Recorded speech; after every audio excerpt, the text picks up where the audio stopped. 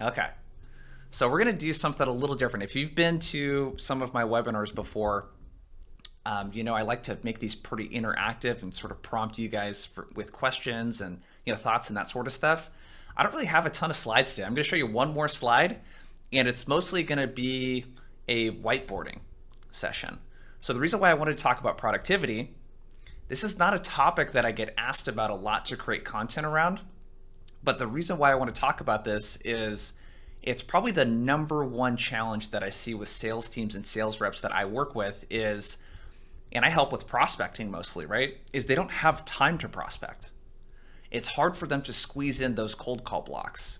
Or if you're a BDR or SDR, before you know it, the day's over and you haven't hit your activity targets yet.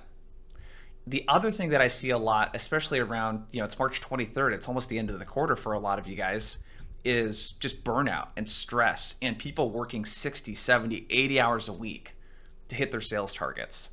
And what I want to share with you today is 3 principles that over the last, 15 years of my working career as an adult that I have mostly learned the hard way.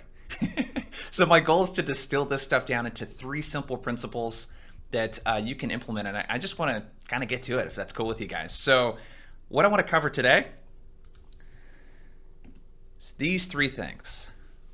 So we're going to talk about the art of hustling less to achieve more. So what we're not going to talk about today is how you can get more activity in by being faster at that activity or process email faster. It's not about doing more of those things. What we're going to talk about is 3 things. One is metacognition. So metacognition is thinking about how you think. It's a little meta, hence the name. We'll talk about that here in a second. The second thing I'm going to talk to you about is cognitive load theory.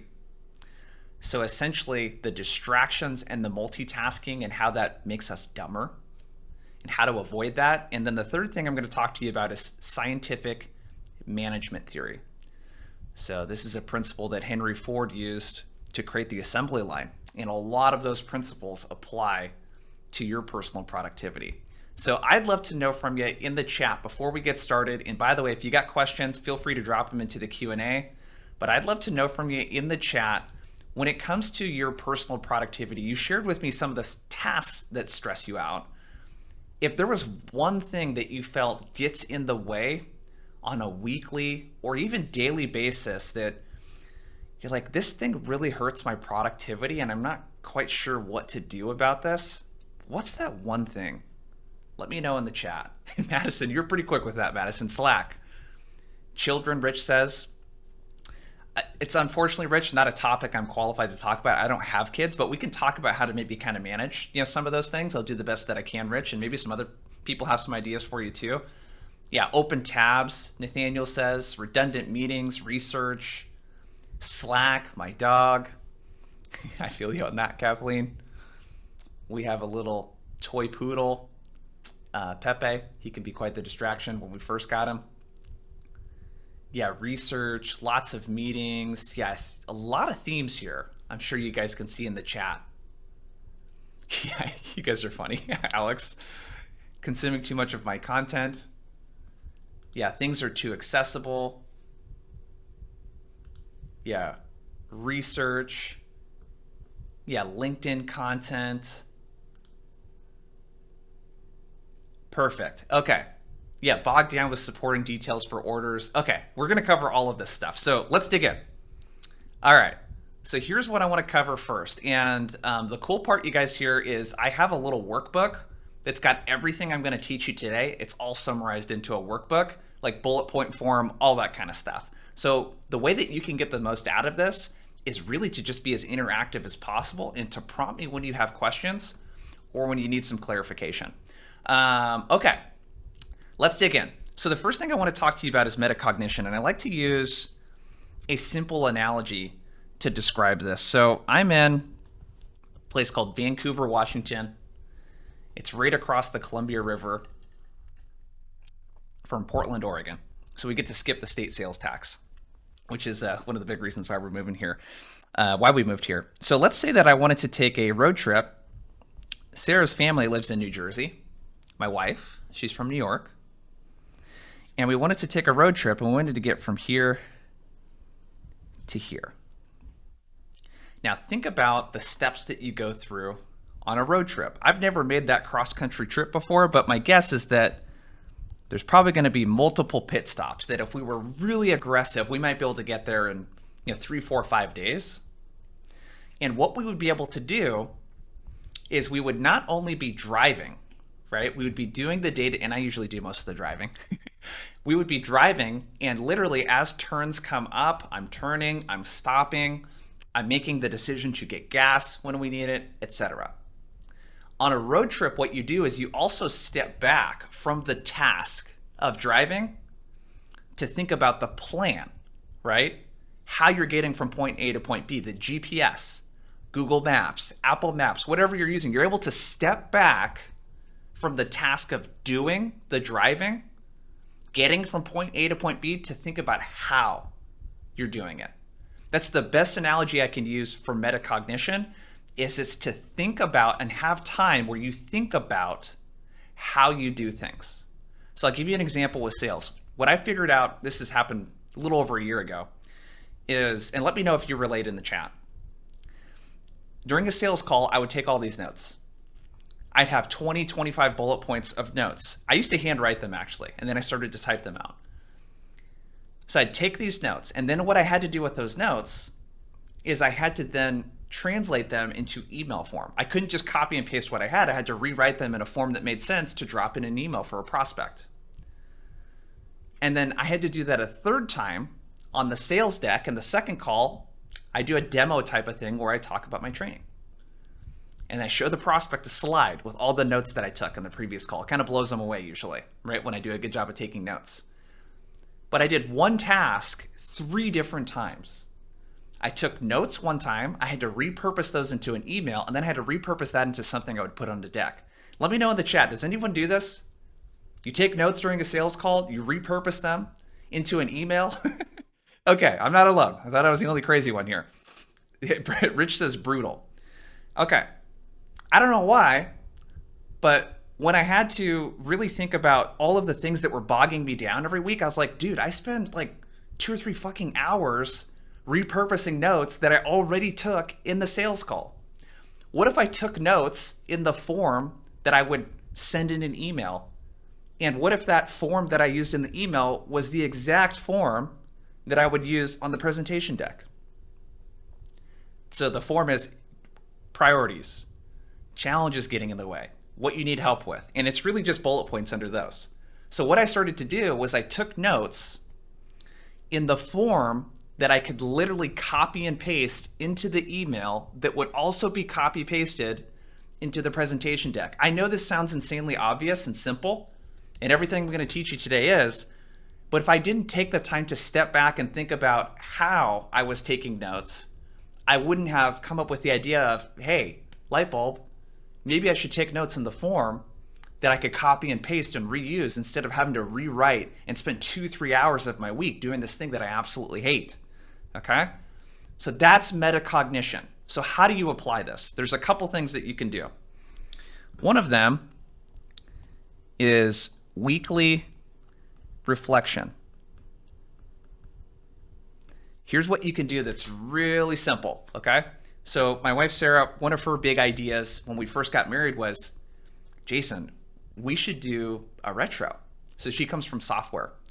So they would work in these agile sprints every 2 weeks, and they would do a retro at the end of the sprint. And it was a start, stop, continue. So continue. What went well that we're going to do the next sprint?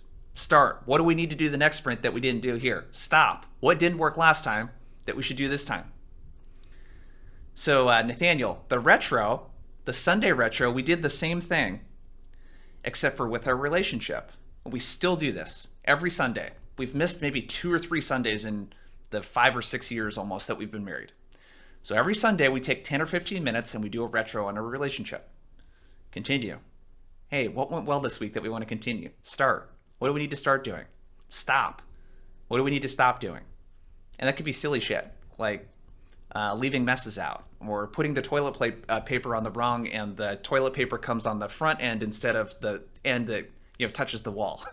It could be really stupid stuff like that. Or it could be, Jason, you're so annoying when I brought this thing up yesterday and you're really hard to work with. Whatever it is, we have that sacred time where we think about how our relationship is going so we can course correct. So no longer than a week goes by without us course correcting. Okay? Do the same thing in sales. Weekly reflection, can't talk here. Block 15 minutes on your calendar to do a start, stop, continue. This is like the one thing, this thing and the next thing I'm about to share. If you did these two things, you could probably get an hour back every single day just if you did these. So the weekly reflection, 15 minutes every week. I like to do it at the end of the week. I'm just going to reflect on the week. And again, I'm going to share a worksheet with these questions, but I'm going to ask myself stuff like this. What do I need to start doing that will move the needle most on my goals? Who do I need to start spending more time with? What new tactic or strategy do I need to implement this upcoming week? Continue. What's working well that I should continue doing? How can I double down on what's working well? Who energizes me? Who should I be spending more time with? The people that we spend our time with in our lives, you guys, like, there's so much of your energy is dependent upon who you spend time with, just your friends, right? And stop. Who do I need to stop spending time with? What do I need to stop doing that's not serving me? Where am I not in alignment on my goals? If you guys made a habit to do that one thing, you would find these areas in your week where you do things that are really inefficient, like check Slack every minute, all right? So that's the first thing I'd recommend is block weekly reflection time and do a retro that is a start, stop, continue. All right, number 2, really simple thing that you can do here is, the principle here is plan to plan. So one of the things I learned in my first sales job, which was going door to door selling house painting services, this was in college, and I was 18.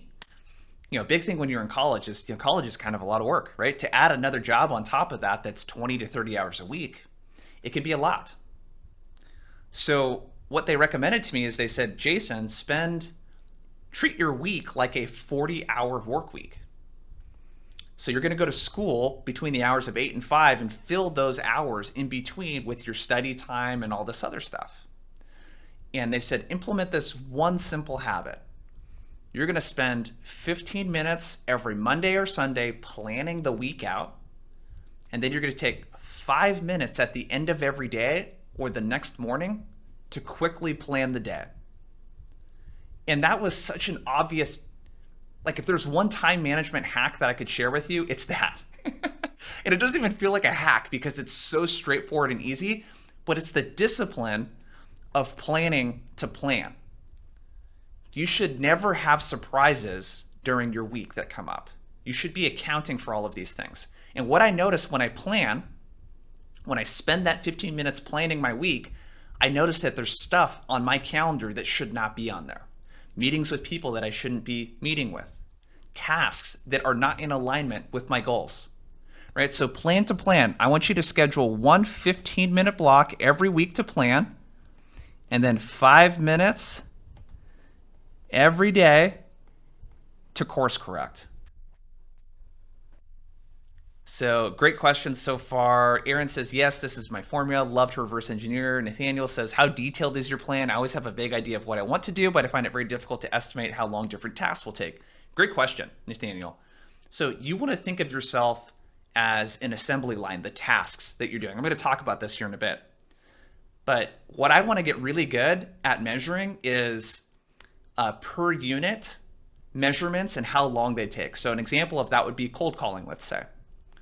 I want to get really good at calculating how many cold calls could I make in an hour.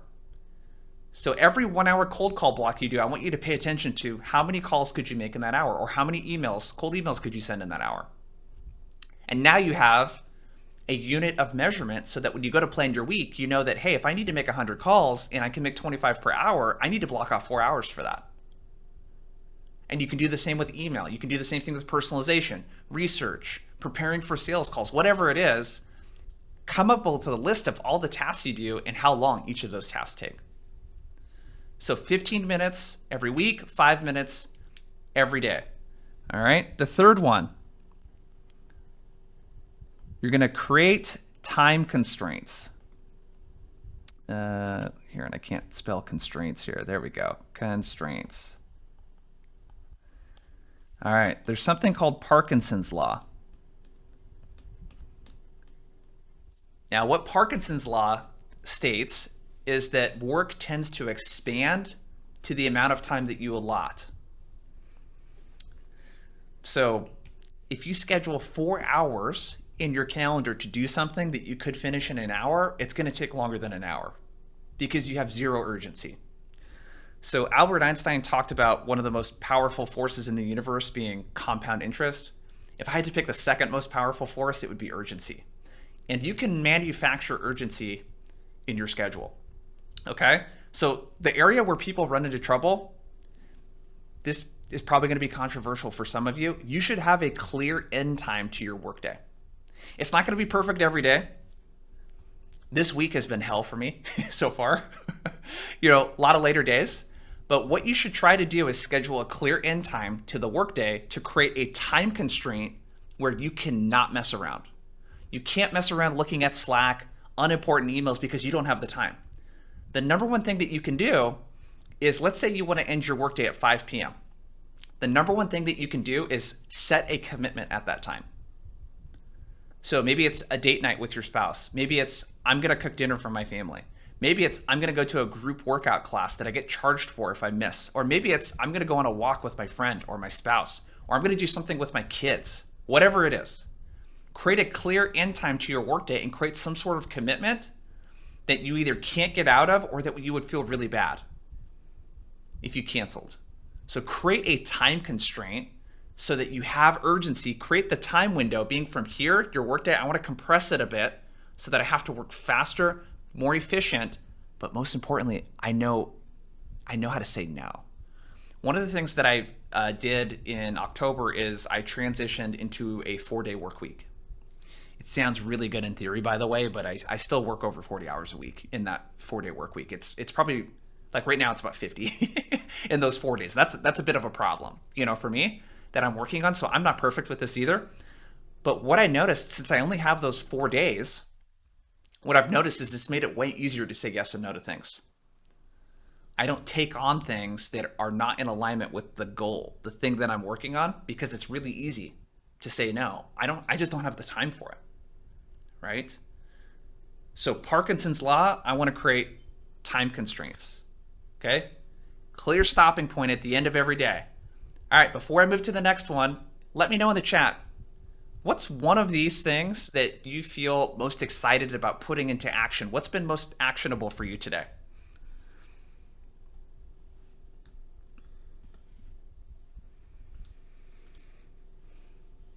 Let me know in the chat. What's been most actionable for you today? And you guys, this stuff's simple, okay? I'm not going to blow you away with anything new. This is a different way of thinking about your schedule. The most productive salespeople and the most productive business executives who I meet a lot these days, and business owners and sales executives, this is really simple shit, but this is what they do on a regular basis. Awesome, you guys. Cool. Awesome. Glad this has been helpful so far. Okay. So the next thing that I want to talk about is something called cognitive load theory. So basically the way that this works is you have a lot of inputs, right? There's stuff that if you can see and you can hear, if you have the ability with both of those senses, you're taking in information every second of every day, whether you want to or not. You have these inputs. And these inputs, they put a load on your brain. And what a lot of studies have found, University of London actually did a study. And what they found is that when we multitask, it can reduce our IQ by 15 points. Now, a lot of you probably know that you shouldn't multitask, right? A lot of science has been put out in the news around how, in the last 5 to 10 years, around how it's impossible to multitask, your brain's not a computer, all this other stuff. What I want to talk to you about today is unintentional multitasking. I don't think that people intend to multitask. But when these inputs come in, information that you consume, Slack messages that you look at, emails that you are looking at that are unimportant, when those things distract or ding you, they put a load on your brain. And whatever task that you're supposed to be doing, you become dumber while you're doing that task. So if you're in the middle of writing cold emails and you're getting texts dinging you and people trying to call you in Slack messages, those emails are not going to be as good. It's impossible. You can't focus on those emails and this other stuff at the same time. And Camilo says I'm multitasking right now. Okay, the multitasking stat, Yevs, is the University of London said that when we multitask our IQ, it can reduce our IQ by 15 points. Okay, so here's what we want to do. The first principle is we want to avoid, and I'll talk about things that you can do here in a second, unintentional multitasking. The multitasking that we do not intend to do, that's the stuff that bites us in the ass, okay? All right, here's what I want you to do. You're probably gonna get an uproar. Every time I suggest doing this, people freak out. I want you to schedule 30 or 60-minute time blocks where you do not do anything except for the task that you're working on.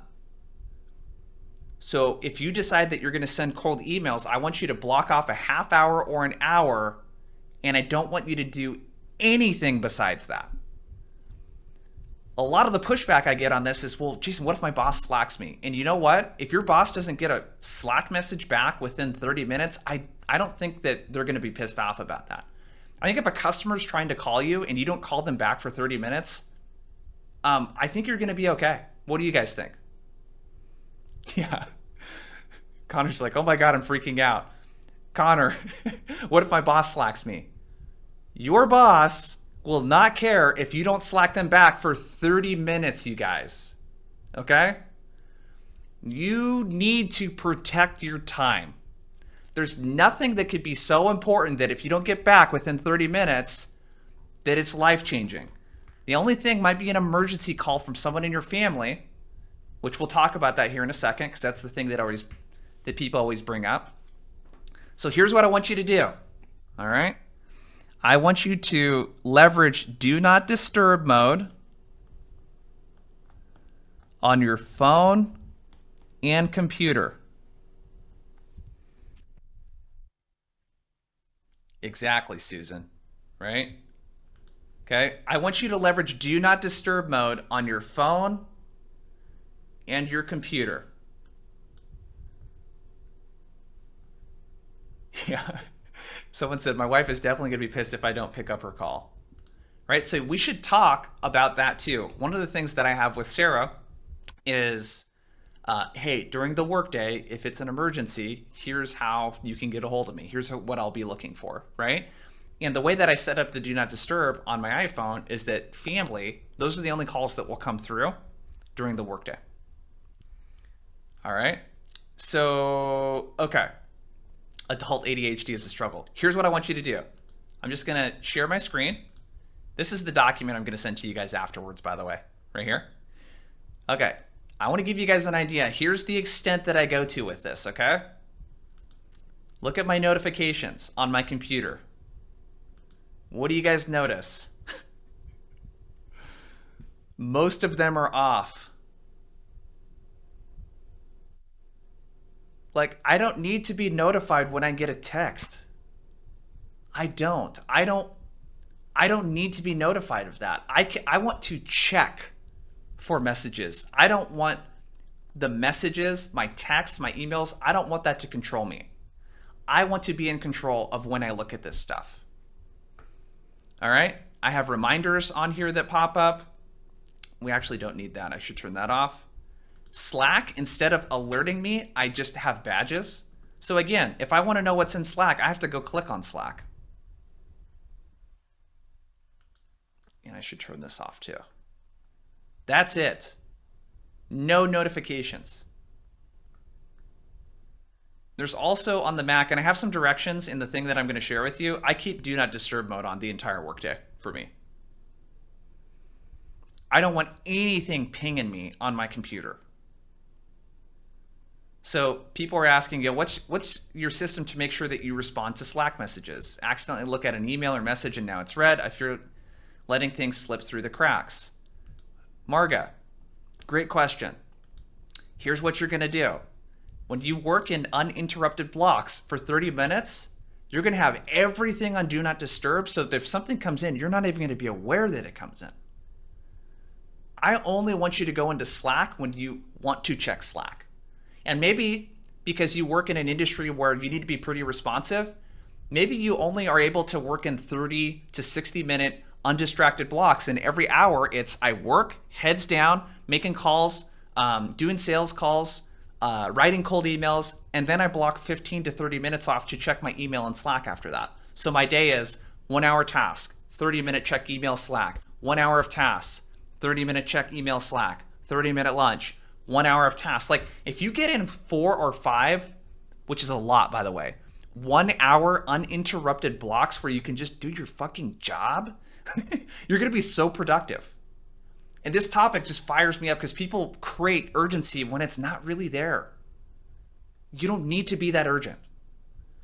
Hardly anything is that urgent. Even if a customer's like, let's go, let's do this, I want to work with you guys. You don't have to drop everything you're doing to like send the agreement over.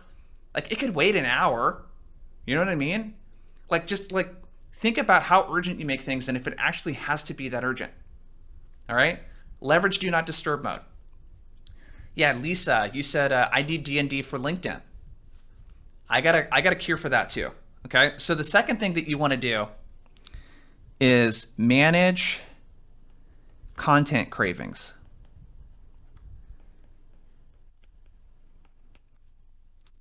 Here's how content cravings work. All right. Here's how content cravings work. You know when you eat really sugary or bad food, desserts, whatever it is, and it makes you crave more bad food? The information, the content that you consume is the same way. Because what happens is you have this little habit loop, okay? Habit loops, we form these whether we want to or not. Most of the habits you have, you didn't intentionally form them. You just, like your brain wants to conserve energy, so it turns things that you do a lot of that have a reward system into a habit. It's a really simple 3-part process. It's cue and trigger, behavior, and then reward. So when you consume, okay, I'll give you an example. TikTok. You know, I like to think like a marketer, you know, because as a business owner, I need to market and sell and deliver in my case, right? So I wanted to get on TikTok to just see what kind of market, you know, what are the kids into these days? What are they consuming, etc. And I found it to be incredibly addictive. I would literally spend 2 hours on TikTok and it would go by like that, watching 20-second videos. And what happened was the cue, boredom, put me into this behavior of opening TikTok and looking at videos, and the reward was a dopamine spike. Dopamine spike up here in my brain. Chemicals are being released. Like they engineer these apps on purpose, you guys, to do this, okay? So what happens is when those dopamine spikes happen, you crave more and more and more and more of it. It's just like doing drugs, drinking, all of that kind of eating shitty food, all of that kind of stuff. The more you do, the more you crave. So here's a simple thing that you can do. So manage your content cravings by don't consume content before or during work, especially social media. I've been running this little experiment for me in the last 2 or 3 weeks. And what I've noticed is that when I don't look at LinkedIn first thing in the morning, don't look at email, and don't even listen to a podcast, I can work the first 2 or 3 hours of the day with no distractions. I don't even need music on. And I'm normally a person that has music on all day when I work. Because I don't start the day consuming content and getting those dopamine spikes, I don't crave distractions. The reason why you're distracted right now, even watching this webinar, the reason why you're distracted is that you crave distractions. because you've been doing things that give you these little dopamine spikes throughout the entire day. So processing email feels good. There's a habit loop there, right? I feel a compulsion to do something, trigger. Behavior, I look at email or Slack. Reward, it feels good to check stuff off. There's a reason why the notifications are red, you guys. There's been so much science behind these apps and how they make them more addictive. Chelsea says, what if you use LinkedIn for work? So Chelsea, my challenge to you is when you're using LinkedIn to prospect, have it open. When it's not, close it. So if you use LinkedIn to prospect and you need to be on there maybe 3 or 4 hours of the day, proactively block those time blocks off so that you check LinkedIn when you want to. You're not being pinged by it. It's hurting your productivity. Awesome, Lisa. Yeah, Roy says, I put my phone across the other side of the room. That's another really good thing too. Yeah, so Susan, I feel you on that. I had to delete TikTok also. So this is the reason why I don't have personal social media, by the way. I want to make it hard to do the wrong thing. The only reason I have a Facebook account is because my business coaching that I pay for, they have a Facebook group. That's the only reason why I have a Facebook account. No Instagram, no Snapchat, no TikTok. The other thing that you can do too is you don't have to get rid of personal social media. Take personal social media off your phone. Don't have it on your phone. Another little hack that you can do too is, I don't have a ton of icons on my homepage, but a lot of people do, where it looks a little bit more, like that. If you take the first icon here and drag it to the top and rearrange the order, it'll force you to be more mindful when you're using the phone, because I don't know about you guys, when I had social media on here, it was like instinctual. I'd find myself reaching for the phone, opening it, and then clicking on Facebook or Instagram or TikTok. So if you hide those icons or rearrange them, it makes you more mindful about what you're doing. Okay? So there was kind of a lot there, and I'm just keeping an eye here. Yeah, I'm keeping an eye here on the chat. So Jody, I would consume no news in the morning. Don't do it. It doesn't serve you. It doesn't hurt. It doesn't serve you at all. I'm not saying not to be informed. Save news consumption for the end of the day. Yeah, Miriam, log out of social media apps. This is a really great thing too. Make it hard to do the wrong thing. That's the principle here. Make it hard to do the wrong thing. So maybe, yeah, you can use Instagram or TikTok, but you log out at the end of every time you do it, so you have to log in. Yeah, Alex, I struggle with the LinkedIn app because they have extra features like voice notes and native video. Any workaround? Well, you might want to keep it on your phone, and they do that on purpose, you guys. They do that on purpose so that you will use the app. What I would do is bury that app in your phone. Make it really hard to find the app. And don't have your phone around you when you're doing like an email block, let's say, where you're only writing cold emails or researching accounts. Keep your phone away from you where you can't open it. Yeah, so Stuart, traffic and weather is crucial news for you in the morning.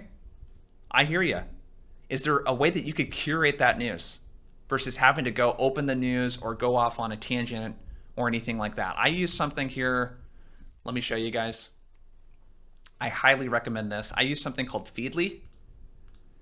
So what I can do with Feedly that's pretty cool is I can create different categories of news that I like to consume. A lot of it's business related, as you can see. And what I can do here is I can sign up for blogs. So instead of me going to Google News, I can say, hey, I'm only going to go to Feedly, and maybe it's industry news, right? And stuff that's not a distraction. So Feedly is a pretty cool tool. It's free that you can use too. All right, I'm going to keep going. All right, so, okay. So we talked about avoiding unintentional multitasking, managing content cravings. And you know what, you guys, I actually forgot the third one. So I'm going to move on to the next one. I forgot the third one. So those are the two big things, okay? So avoiding unintentional multitasking, managing those content cravings, and that should be it there. Okay, we good to go here? So let's go to number 3. We got about 20 minutes left. We're making good time. Okay, so this is called scientific management theory. All right. So there was a time not too long ago, little over 100 years ago, this is the early 1900s, where people didn't think about the work they do in terms of output and what they could create. So a factory worker, let's say if you were building carriages for horses, a factory worker was not measured based on their productivity. They were just told to show up at a certain time and then leave at a certain time and to do a job. They weren't measured on how many of these things that they could build or what parts of it that they could build over a certain amount of time. That wasn't that long ago, right? So scientific management theory came in. I forget the gentleman's name that invented this, but Henry Ford got this idea when he, built the first car. And what he said is, what's kind of interesting is, what if instead of having workers show up and just giving them a task, what if we said, hey, let's break apart the task of building a car into multiple parts? And what if we had people specialize in those parts? And what if we measured their productivity on their output? How many of these things that they could do or complete or create in a work shift? And what he found is that it dramatically reduced the cost to make a car because people were so much more efficient. All right. So the analogy I want to give with you guys to talk about batching is let's think about something here. Let's think about how we eat. All right. So let's think about food. So think about the typical way that you would eat a meal and all of the preparation that goes into it. What we usually don't do is something that looks like this. Imagine if every time you wanted to eat a meal, you had to go grocery shopping. And when you went grocery shopping, you went to the store, you came home, and then you prepped that meal. And then you had time to eat the meal. Now imagine you eat 2 or 3 times a day probably. Imagine if every single time you wanted to eat a meal, you had to go to the store, and then you had to prep that meal, and then you had to eat it. It would be ridiculous, right? No one, I don't think, let me know in the chat if you do. I don't think anyone here probably approaches it like this. Yet, this is how we approach the sales tasks that we do. Like, this is how a lot of reps I see approach outbound, where every single time they want to reach out to a person, they reverse engineer that and say, I need to find a company, I need to pull people, I need to research, I need to write an email, and then I need to make calls, and they repeat that process over and over and over again for every person that they're reaching out to. So they go through this entire process where I'm doing tasks that require different amounts of willpower and have a different ROI associated with them. I do them over and over and over again in this really inefficient cycle. Every time I want to reach out to someone, I think, oh, cool, well, I got to find a company first. Then I can find the people. Then I got to write the email. Let me do that real quick. Let me research. And then let me find their phone number and let me give them a call. What ends up happening is over the course of an hour, you can get through like maybe 2 prospects, 3 prospects. And you end up burning all of this willpower because you're not breaking this task apart and doing what I call task batching. I didn't come up with task batching. It's a very common productivity, sort of strategy. But what we want to do, if we're using this analogy of shop, prep, eat, is what the typical person is, they'll do something a little bit more like this, right? They'll shop maybe 1 time per week. And they'll prep, if you're doing meal prep, maybe 1 to 2 times per week. And then they'll eat maybe 14 to 21 times per week, right? Depending on how many meals you eat. That you eat. So we want to approach like the task of outbound, let's say. We want to approach this just like someone would approach meal prep, okay? So what we want to do is batch. We're going to break apart this task based on a couple of things, okay? The ROI of the task and the willpower that it requires from us. Okay? So the ROI of the task and then the willpower it requires. So batching, what we want to do with outbound is we want to treat tasks that burn different levels of willpower that have a different ROI differently. Okay. When I say ROI, what I want you to think about is if you had to pay someone to do this task, how much would you have to pay them? Let me give you an example. Finding accounts. That is a low ROI task. Finding contacts is a low ROI task. There are companies that will do this for you for like $1 to $2 per contact.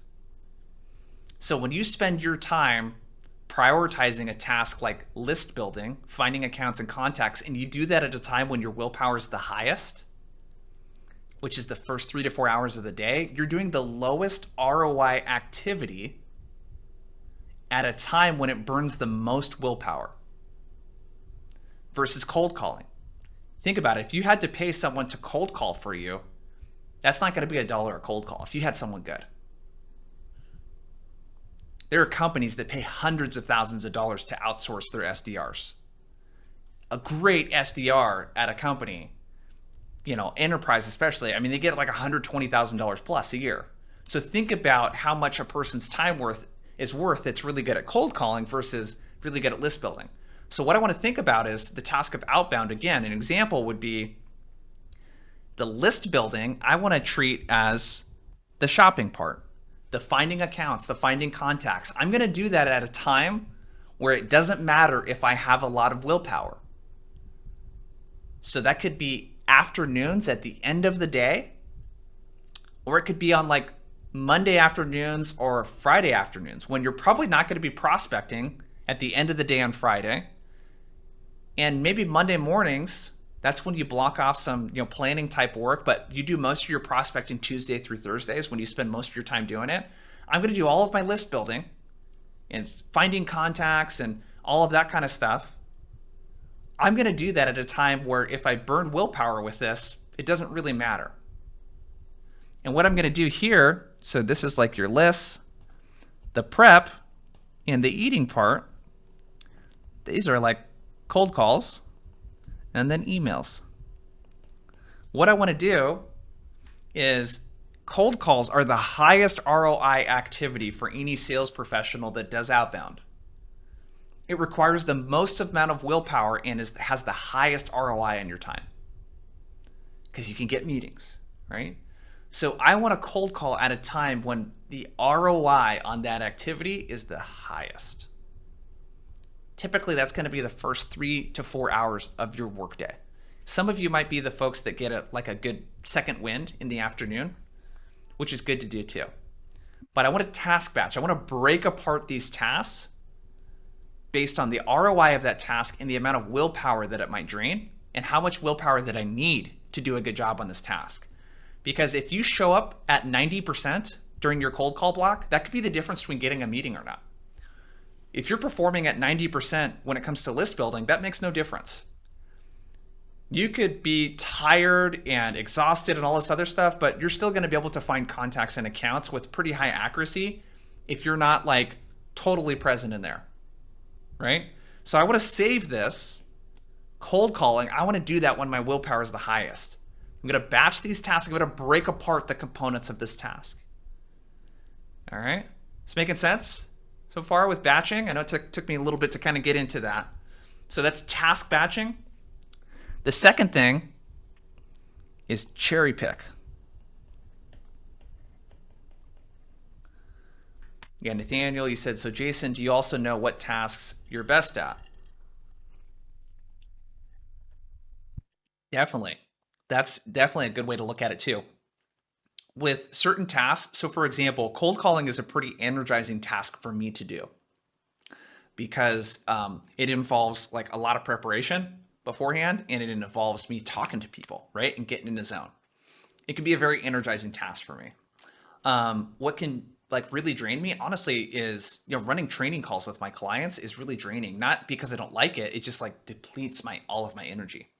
So you know what I try to do? I try to do most of my training calls with clients in the afternoons when my willpower is a little bit lower and I can still be present and I can still bring the energy, but I don't want to burn willpower on those training calls when I need to be hyper present for something else, right? So that's sort of how I think about it. Okay, the last thing here that you can do is what I call cherry pick. So cherry picking is Doing a task when the likelihood of success is the highest. Okay? So what this means is strategically through my week, if we use cold calling as an example, how could I make cold calls when the odds for success are the highest? Okay, I'll give you guys a couple of ideas. And again, I'm going to share a worksheet here that's got all of this listed out.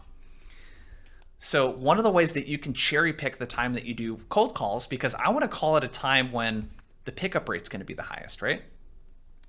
So the pickup rates tend to be the highest in a couple of different ways. One, if you're using Outreach, SalesLoft, ZoomInfo, Engage, whatever it might be, they'll tell you if you call through the system or have a dialer when people pick up the most. So look through your data, or have your ops or enablement team look through the data. Have them look through the data and show you when the pickup rates are the highest. And I want you to make calls when the pickup rates are the highest. And what you'll probably find too is that there's probably some morning blocks where that's going to be the highest. So Nicholas, this is where you got to make a choice. Nicholas asked, what if the prospect usually picks up more in the afternoon? Well, you know what? Maybe I have some sacred blocks in the afternoon, but I'm going to look at what the difference is. I'm going to measure it. I'm going to trust but verify. Most of the data, you guys, also shows that pickup rates are, over millions of data points, fairly similar across the board. There are some niche, kind of scenarios, but so I'm going to cold call when the pickup rates are the highest.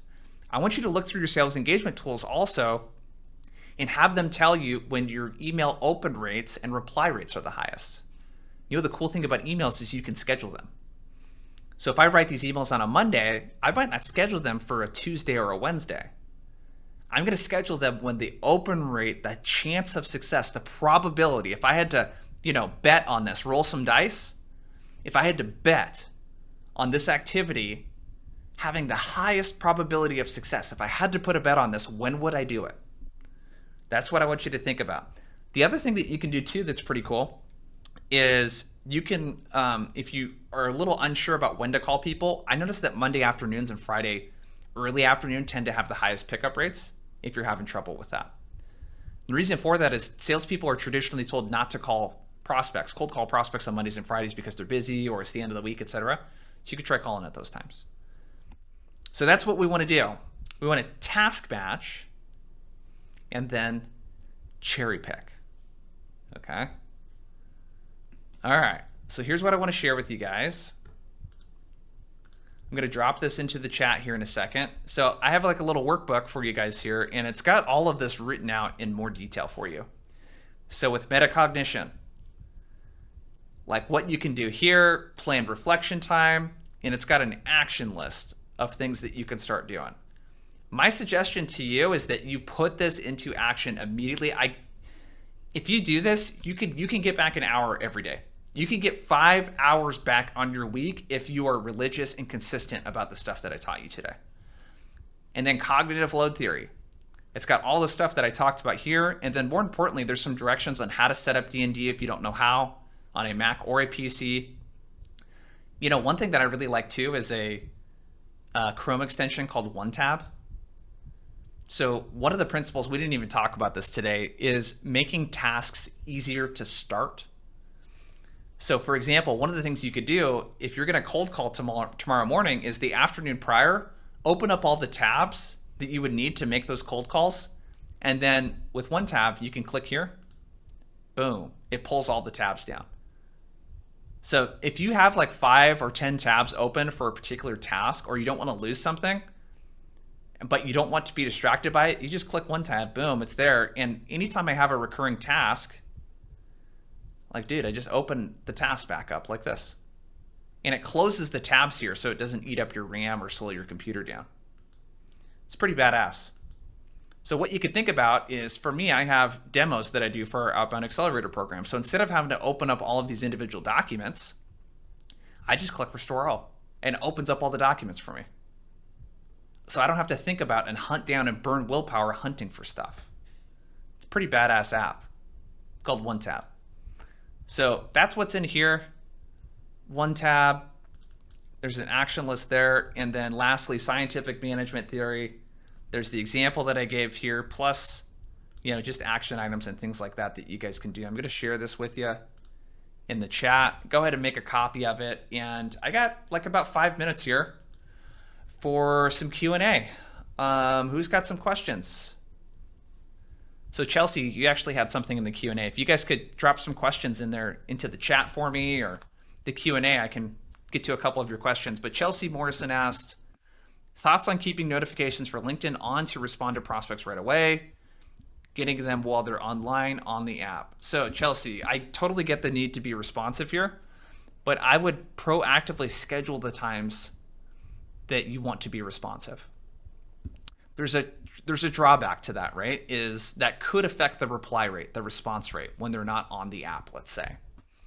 But you're doing that at the cost of other things. You're doing that at the cost of being fully present during your cold call block, being fully present during a sales call, list building, finding accounts, that process taking 2 hours instead of 1. There's a cost to everything that you do.